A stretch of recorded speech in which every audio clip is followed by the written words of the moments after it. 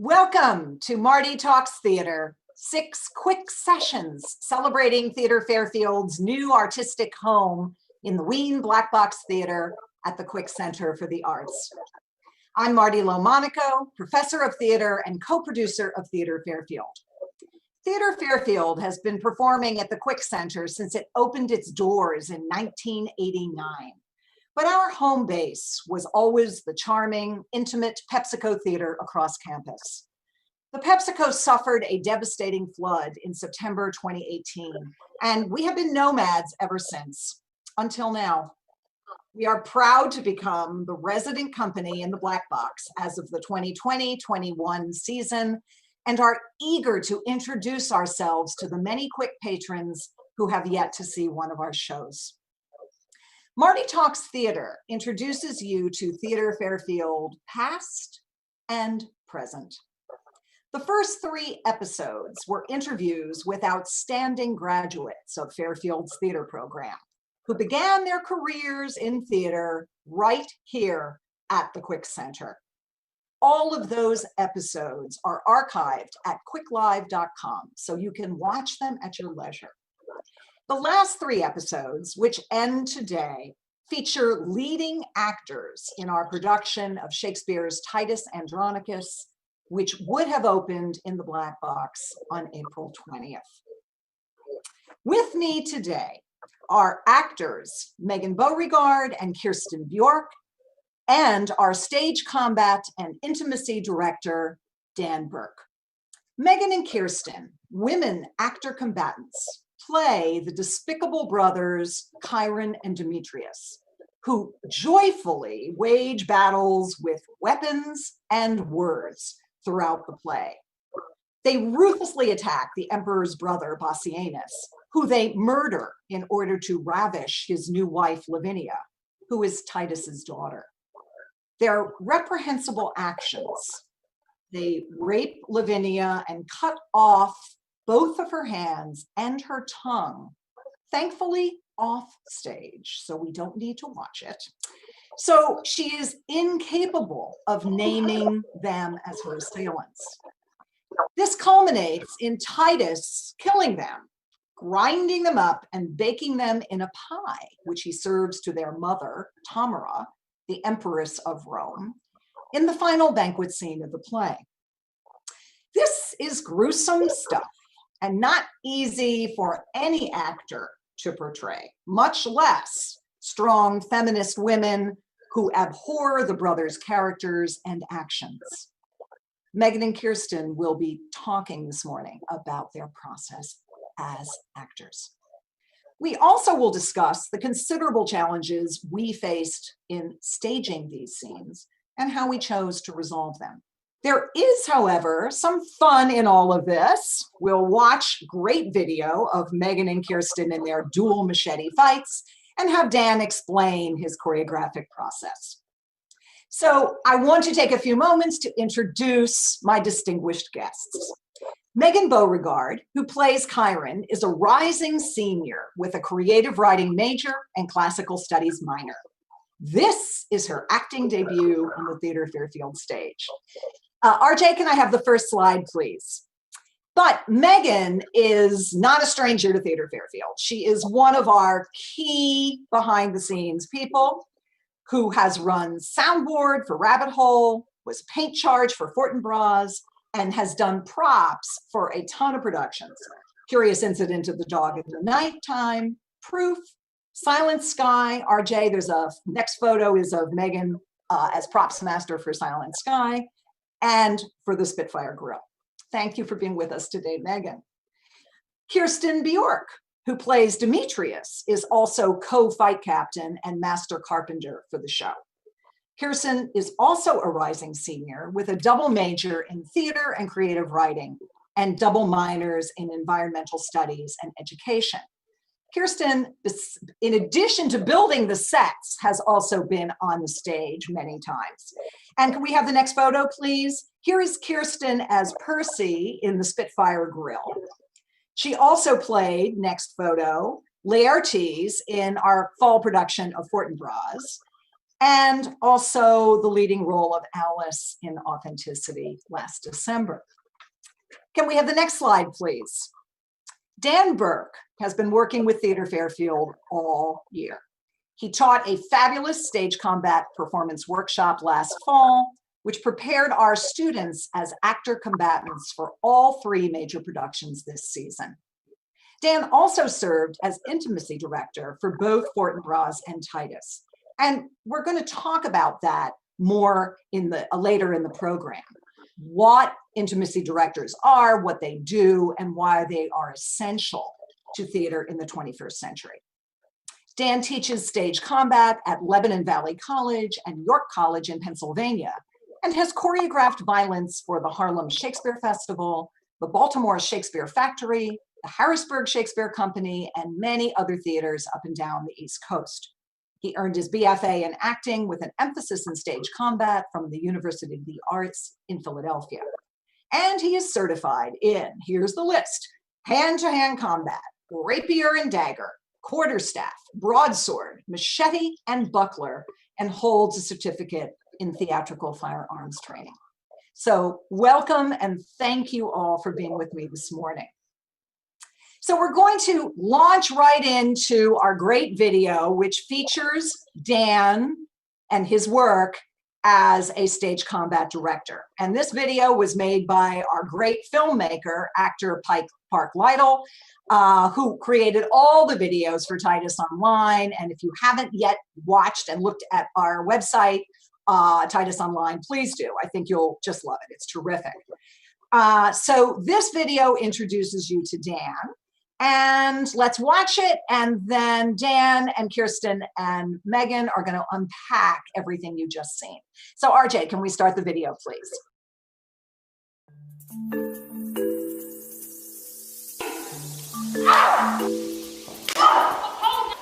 Feel it, boy!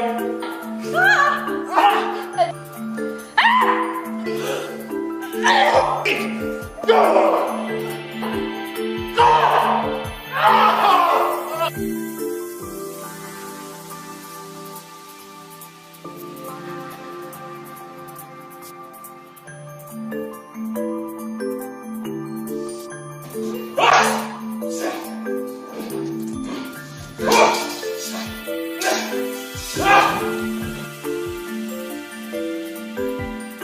My elder brother's boy.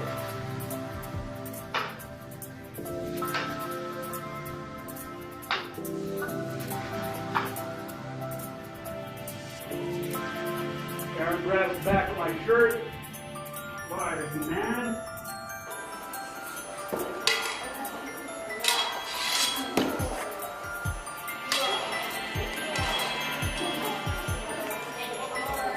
Actors got the less gracious or the more fortunate.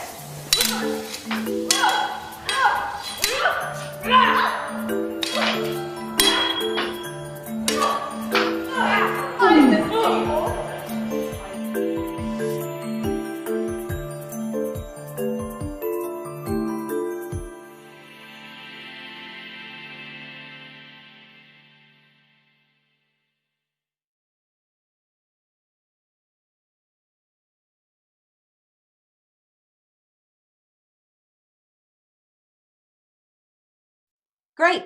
So Dan, can you please comment on your process for choreographing, particularly since you live and work in Pennsylvania and was doing a lot of this choreographing there and then sending it off to us in some interesting ways. So I'll let you address that. Right. So this was a little bit of a different situation than what I'm usually accustomed to.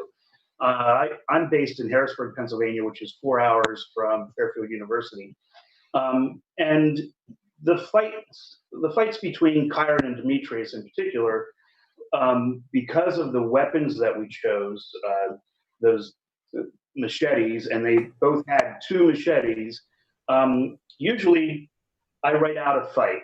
I have a fight choreography book that I use, and when I write out the fight, and when I can, but for this one it was so difficult because of the 4 weapons and So you saw in the video, I used a friend of mine, Lionel, to help me with the choreography. We videoed what I had come up with instead of writing it all out on paper first. So I was able to video all that, upload it to our cloud that we used so the actors could see it a week before I came up and actually started working with them and actually giving them the fight. So they had a little bit of a jump. And I thought, you know, with technology today, that was the way to go.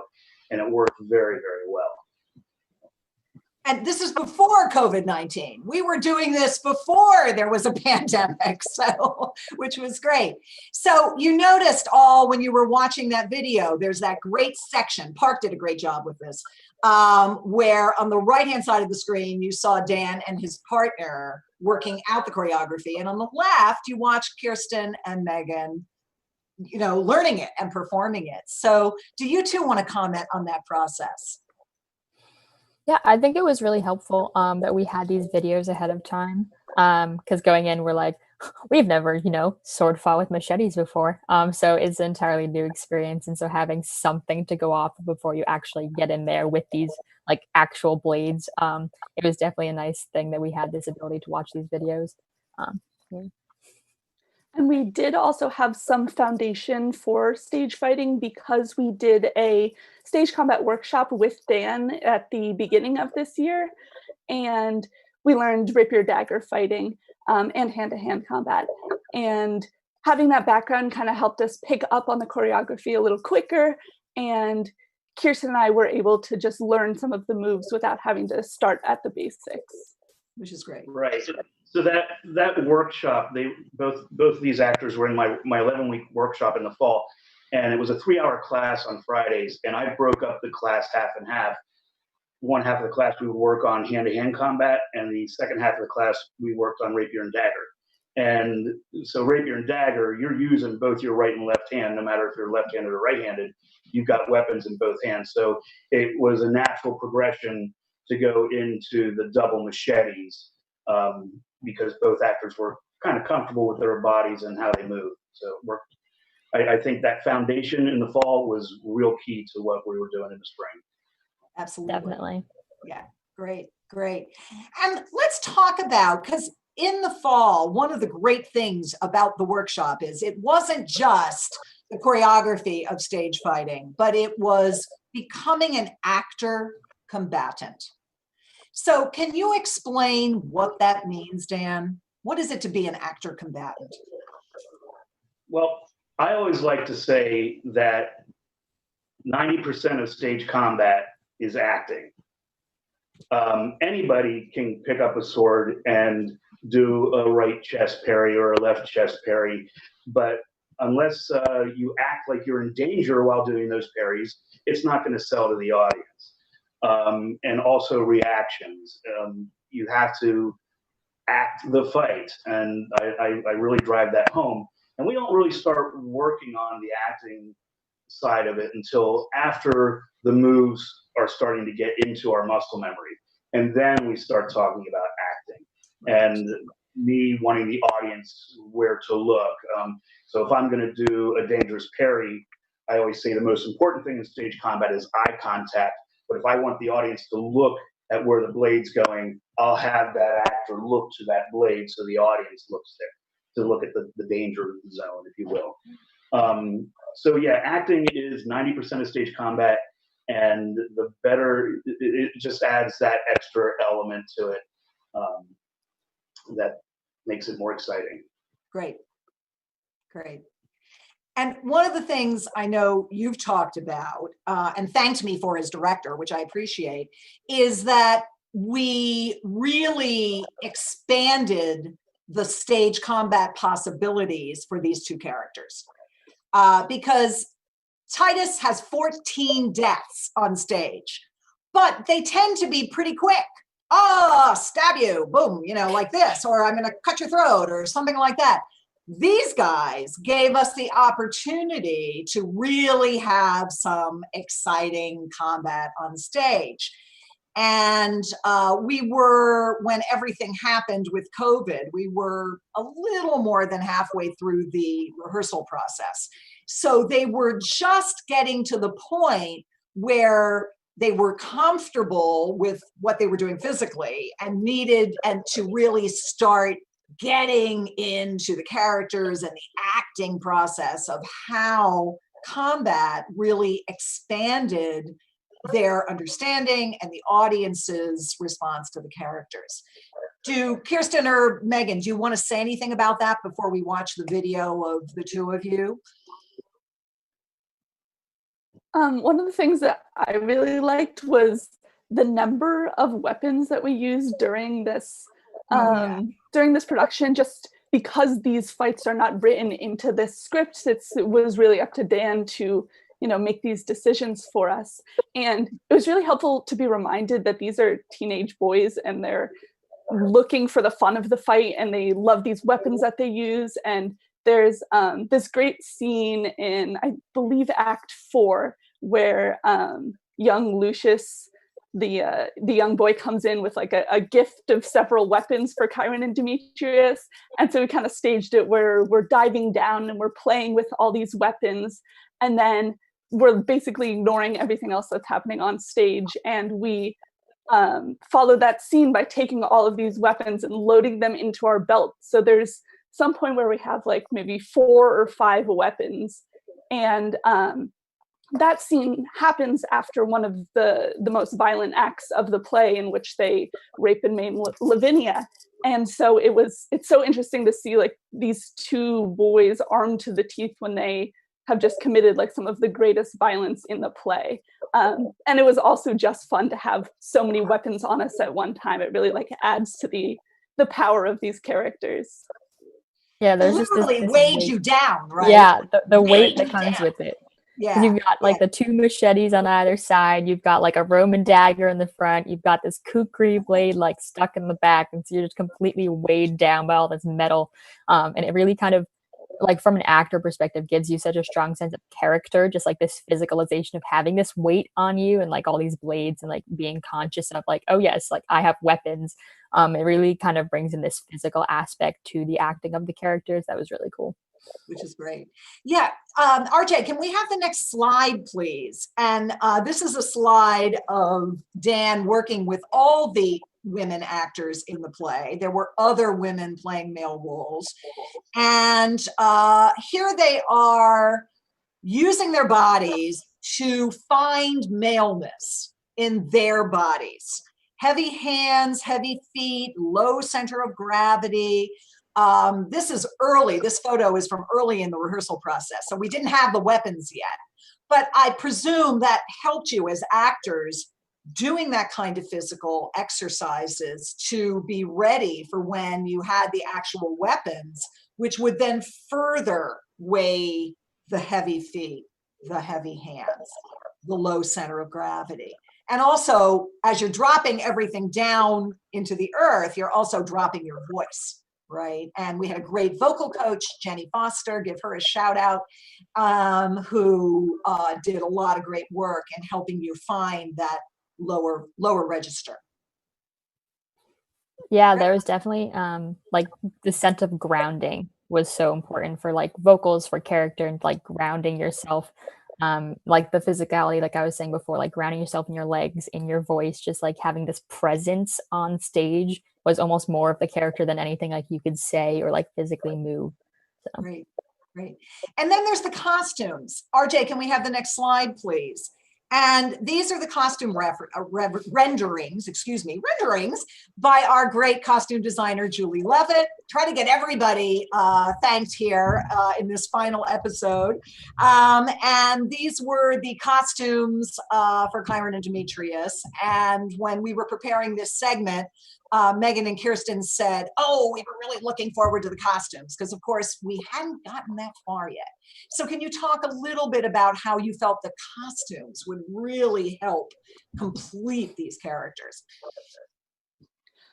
Well, even though we never got to try on the costumes because of our rehearsal process being interrupted, just like seeing when I first saw those pictures, I got such a sense of who the characters are just based on these costumes that they wear.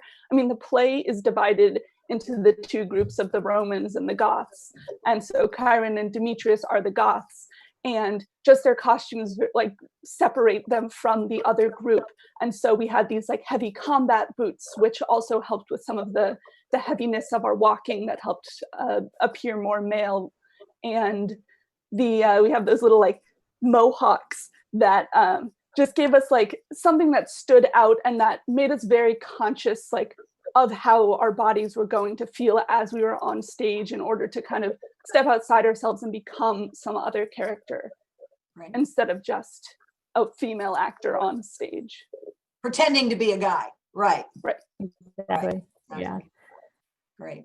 Just all this leather and snake skin and metal. It was a very, very cool look that, like Megan was saying, like the Romans had this much more almost like put together sense, like Titus had his like military jacket and they were like these blues and grays, whereas the Goths came with reds and greens and blacks and like foresty kind of earthy tones and patterns. And so like the costume itself kind of really helped us to like build these characters. And like Megan was saying, the shoes are always key. Like we always try and bring in rehearsal shoes early on in the process because they help to ground you in your character. Like you put your shoes on, you're like, all right, let's go. Because it really gives you that sense of character. Great. That's great. Let's watch the video now. This is another Park Lytle extraordinary video. And this one is focusing on Kiersten and Demetrius. So you're going to see he put all of the gruesome moments and violent moments together in 1 minute and 50 seconds. So we'll talk about those after you get a chance to watch. So RJ, could you run that second video, please? Stay, madam. There's more gear belongs to her. And if she do, I would I were an eunuch.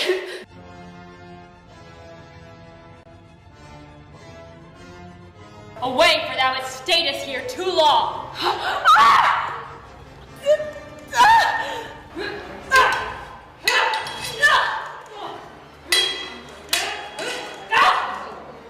So now go tell, and if thy tongue can speak, who 'twas that cut thy tongue and ravished thee. Write down thy mind, bewray thy meaning so, and if thy stumps will let thee, play the scribes. Humors do you uphold and maintain in your speeches, for now he firmly takes me for revenge. Be less gracious, or be more fortunate.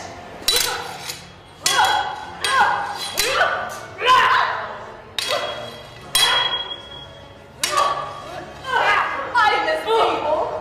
He thinks me mad. Hark, villains, I will grind your bones to dust. And plead my passions for Lavinia's love.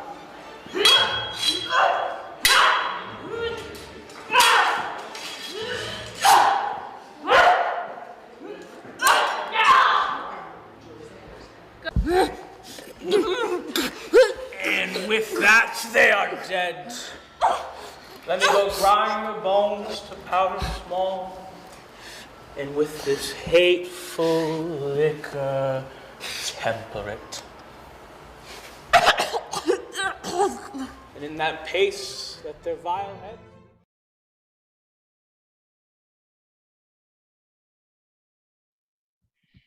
Wow. So some exciting stuff was in the making. As Dan has said several times, he was looking forward to those final weeks of rehearsal when they could add the pepper to all of those terrific fights. But in addition, we saw some of the gruesome stuff that I referred to earlier.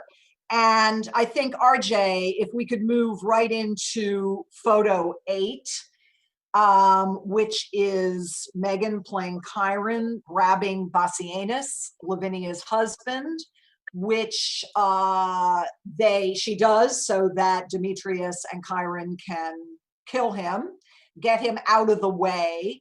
Bassianus is the emperor's brother, by the way, so not a good move, right? And then the next photo, RJ, please, is once again Megan as Kiersten, this time grabbing Tracy Ferguson, playing Lavinia, before they drag her off to do their dirty deeds. This was one of the toughest parts of rehearsal on this show.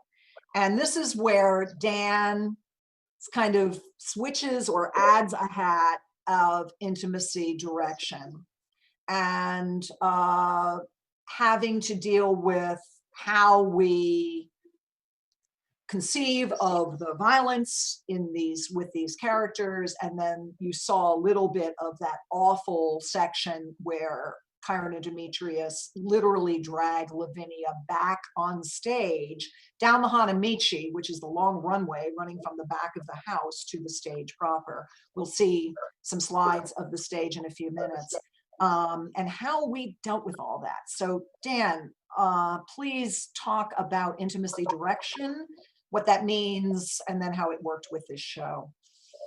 Right. Well, I've been a fight choreographer ever since 1993, and I received training in intimacy direction through Intimacy Directors International 4 summers ago.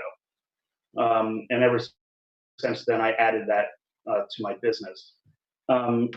So as a fight choreographer, going into this scene with Kiersten and Demetrius and Lavinia before they take Lavinia off, as the fight choreographer, I was thinking of all this nasty stuff that we could be doing to her physically to make the audience uncomfortable. So I sat down with the 3 actors involved as an intimacy director. I asked them a series of questions, basic stuff. Is there any part of your body that you don't want touched? Because you never know. I work with an actor in New York City on a web series, and she cannot be touched here on her neck. That's a no zone for her. So you don't know that unless you ask those questions. So we went through those questions, and then I left the actors alone and just to talk amongst themselves and to share something about a secret that not too many people know about them, just so they have some kind of bond and something to share. And then we started talking about the scene and the particulars that I was looking for as a fight choreographer. And I could tell right away that there was some uncomfortable stuff with the characters. We don't like this physical aspect of it. So it forced me to say, okay, we got to go a different direction because there's some uncomfortableness going on here. So also as a fight choreographer and being trained as an actor and having worked with some great directors, one of my favorite phrases is pending violence is so much more interesting than actual violence. So when it came to staging the scene between Kiersten, Demetrius, and Lavinia before they take her off to rape and dismember her, we went in a different direction. We didn't get physical, but we stalked. We got uncomfortably close. We slowed things down. I like to use the analogy of if there's 3 actors in a room or 3 people in a room and somebody pulls out a gun and puts it down in the middle of the table, what's going to happen? That's the pending violence. So that's what I would try to create between Kiersten and Demetrius towards Lavinia, is that awful pending violence for make the audience feel uncomfortable. Oh my gosh, what are these 2 evil people going to do to this person? And we were smart to go in that direction because it did add an element, and I don't think we would have gotten that if I didn't wear those 2 hats. If there was a separate intimacy director, we would have collaborated, and I'm sure it would have came to that. But intimacy direction is so important these days because you never know who is coming in the room carrying what. And in the whole Me Too movement, that's what this came out of. It's so important these days, not only for actor safety, but for theater safety.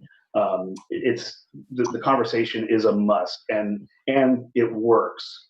Every actor that I've worked with as an intimacy director has come up personally and thanked me for the work that we did, because they just feel so comfortable, so safe, and so secure in what they're doing. And that relates, and the audience can sense that. It adds another level. So it's important work, and I'm glad that I get the opportunity to do it. Right. Kiersten and Megan, do either of you want to comment, add a little more from your point of view as actors?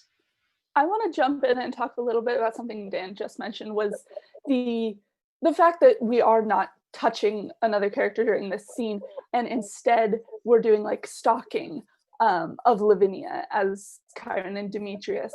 And so we kind of worked a lot of the like animal imagery into that, into those violence scenes, and particularly in that specific scene. So we worked with like the idea of stalking prey, or like circling and taunting. And there's a lot of imagery in Shakespeare's language of Lavinia as a deer and Kieran and Demetrius as the hunters. And so having those mindsets and just like thinking like, okay, this is like a very animalistic, like stalking scene, helped us kind of work into the physicality of it, but also the tension of the scene, and helping create that fear without having any physical contact and it still being effective. Yeah, and one of the things that we kind of mentioned once we had established that we were going to stay kind of away from a lot of more of the physical stuff, was that from like an audience perspective, we want them to be able to be invested in the scene while being uncomfortable, but almost not too uncomfortable, that they were almost concerned for the actor's safety as opposed to a character's safety. And so like when we were looking at all of this physical violence that we were talking about staging, we were like, well, is the audience going to be concerned for like Tracy as an actor's safety essentially versus the character of Lavinia in the scene? And so when we kind of established this verbal taunting and this like sense of movement as opposed to like a physical contact, it kind of helped to reestablish the scene itself. And so there's still this heightened discomfort from an audience perspective, but it also still does kind of keep it in the sense of a scene, which was kind of neat. Great. Fabulous. Yeah. And part of your process, and I love this, was, you know, the three of you worked with Dan and with, I would join for some of your sessions. And you would have kind of a ritual tapping in, tapping out at the beginning and end of rehearsal. And can you just demonstrate what that looked like in the Zoom work? Double high five. Right. And as Dan pointed out, because Dan was really watching the news as, you know, we were rehearsing February and into the beginning of March. And by the end of February, you were really concerned about Corona and changed the tap in, tap out to feet tapping in, tapping out. So by the end of February, we were already, you know, cognizant that something is going on here and we need to have another level of intimacy, safety, and that is keeping actors safe health-wise and potential spread of the virus. So I think that's interesting how the tap in, tap out actually morphed over the course of our rehearsal process. Yeah, but the fact that you, and I would say that, you would find, the three of them would find each other and they would tap in at the beginning of rehearsal and do the same at the end, which I think is just a really great thing to reaffirm your work as theater professionals and a theater company, and we're doing this collectively for the greater good of this production. And even though we're playing horrible people and these horrible people are doing horrible things to this third actor. So I just want to invite our audience, if you have any questions of these wonderful guests, please send them now. And then we're going to be going into our final part of this. We're running a little long, but hopefully you're enjoying this fascinating discussion. I know I am. We're going to be talking about safe violence. And RJ, I'm going to ask you to show the next slide. Some great photos here. Here is Kiersten as Demetrius with her machete held high in ready position. And the following slide, please, is Kieran attacking Demetrius. So you can see where these fights were going. I mean, this was, you know, fairly early in the rehearsal process, and we were already at this level. And I want to just take a moment here to talk about set design and stage space, and also give a shout out to our scenic designer, Carl Ruling. Can we have the next slide, please? So we want you to know what the set was going to look like, because this is really important for Dan's choreography and the way in which these two actors were going to be literally using the space. So this first image is the entire playing space, which was big. Yeah, go ahead, Dan. Did you want to say something? Oh, I'm sorry. Your light went on, so I thought you wanted to interject. So big and this was multiple levels. Notice there are stairways going up either side of the stage to an upper level. There were also many, many escape stairs. And then can I have the final slide, please, RJ? This is the Hanamichi. And a Hanamichi is borrowed from the Kabuki Theater. And this is a stage runway that literally runs through the middle of the audience. So you have audience on both sides. And this is a very powerful actor entrance and exit place, as well as playing area. And we positioned Carl's he's got miniature to scale actors to put on the set, and you can kind of move around and figure out what they're going to look like. And I put two of his little actors facing each other here as Kiersten and Megan were doing their combats. So who wants to jump in and talk about the stage space? And I know Dan was saying this was going to be his next big challenge once we moved on the set. It was definitely, oh, you want to go? No, go ahead. Well, it was definitely interesting because we were rehearsing in Faber on an entirely flat floor where we have these set taped out, which is like your typical rehearsal process. But so we're kind of envisioning where these levels would be. And so there was one chunk of our series of fights where we were supposed to, in theory, be running upstairs across this balcony and back down the stairs. And I compared it to running with scissors, because we have machetes in both hands while we're, climbing stairs and swinging these blades around, trying not to fall down the stairs. But we never quite got there because we didn't get onto the actual set itself. Like just keeping all that in mind while we were rehearsing was kind of fun and crazy at the same time. Yeah. So something about the Hanamichi, Dr. LaMonica wanted Kiersten and Demetrius to enter fighting on the Hanamichi and to have a lot of action on there. And I applauded that, and we did that. But something that we missed about Kiersten and Demetrius and these fights that we all did, there was like, 7 or 8 fights in that scene. Nowhere in Shakespeare's script does it say they fight. So that gave me a lot of leeway, and it gave me a lot to work with the script, because these guys, it says that they come on braving, so they are verbally fighting each other.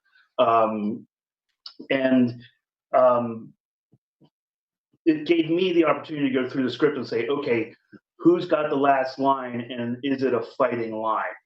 Are these fighting words? And so it did lend itself to that. That's why we added all these fights, and to show where these characters are mentally, and the testosterone level that is in these young men. So it was great fun to go through that script and to add they fight where Shakespeare didn't. And one of the things I also loved, and it created kind of an interesting dichotomy between the audience would see these two young men fighting feet away from them, and that kind of creates some excitement, peppering in these fights where they were not written into the script. And so there's kind of a love for these characters where their scenes are the fun ones because you get to see these amazing fights, but also Kiersten and Demetrius are such terrible characters.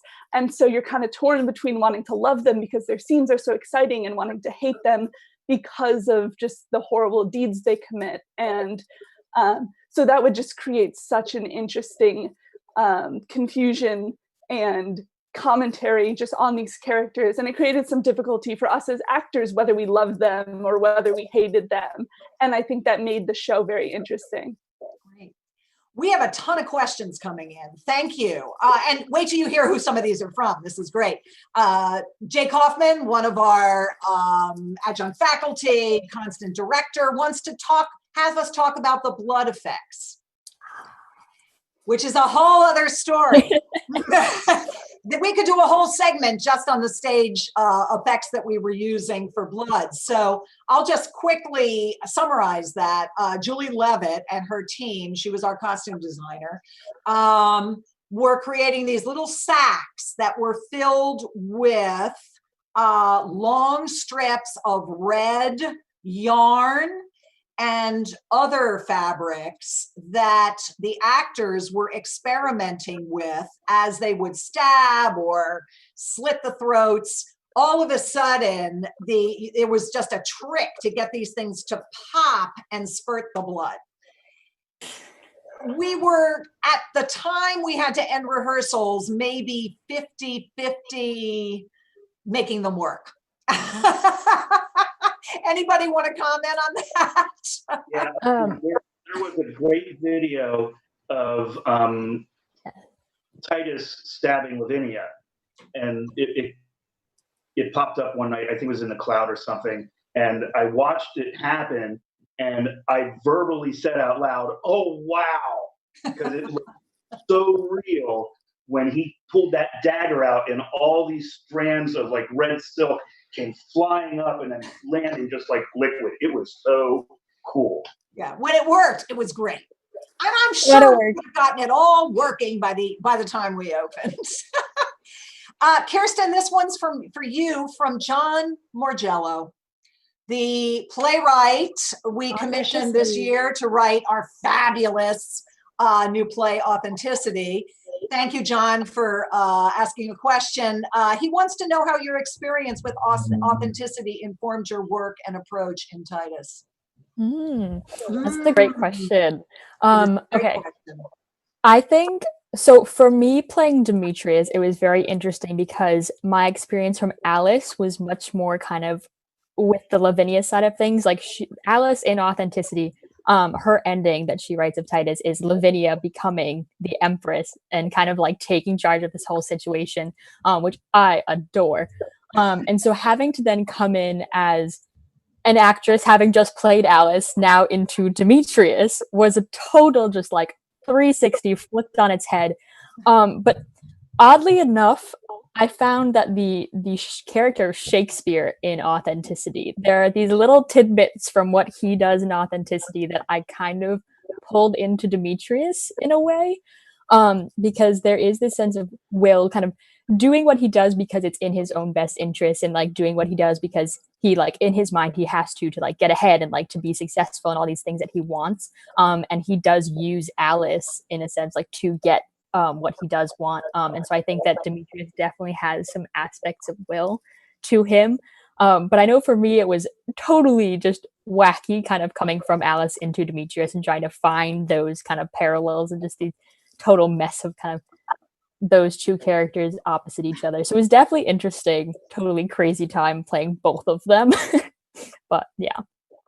Cool. And finally, my friend Ron Blumenfeld, thanks Ron, is asking Dan, what kind of notation do you use to block out your combat? Maybe you could open your book again. So I use my own thing. I use arrows as to who's attacking, and I write in layman's terms because a lot of actors that I work with don't have any stage combat experience or fencing experience, so they wouldn't know that this parries a 5 and this parries a 6, or 1, 2. So I don't use numbers because it's confusing to people who don't know them. So I write out as many fights as I can before I get into rehearsal, because it makes the process of getting the fights into the actor's hands that much more quicker and easier. So if I'm doing an attack, if I'm the attacker, I'm attacking my partner's body, but I use the partner's right and left side. So if I'm going to do a right chest cut to my partner, I'm going to come around and do the right chest cut, and they will probably parry up write checks. I hope that answers your question, but I do body parts, right leg, right hip, left hip, head cut. The only numbers I use are 5 and 6 for the parries for the head, 5 and 6. So yeah, I hope that answers your question, but I try to make it as simple as possible for the actors so they don't have to think too much about things that they don't need to think about, like numbers. Great. Makes it easier for us. Yeah. And it's difficult enough as it is. I mean, you know, especially you two with the double machetes, but how cool that is. So thank you. Thank you, RJ, for letting us run on here. But I hope everybody's enjoyed this. I've enjoyed it immensely. I think this has been a great way to end the series. So thanks to Dan, thanks to Kiersten, thanks to Megan, thanks to RJ for being such a great engineer. Thanks to the audience. So remember, these are all archived at quicklive.com. You can see all 6 of these. And we also will be, I hope, either linking or putting these on the Theatre Fairfield website as well, where you can go and learn a lot more about our production of Titus Online. Titus Andronicus, called Titus Online. So thank you all. And we wish you all health, happiness, and safe violence. Yes. Bye-bye, everybody. All right. Thank you.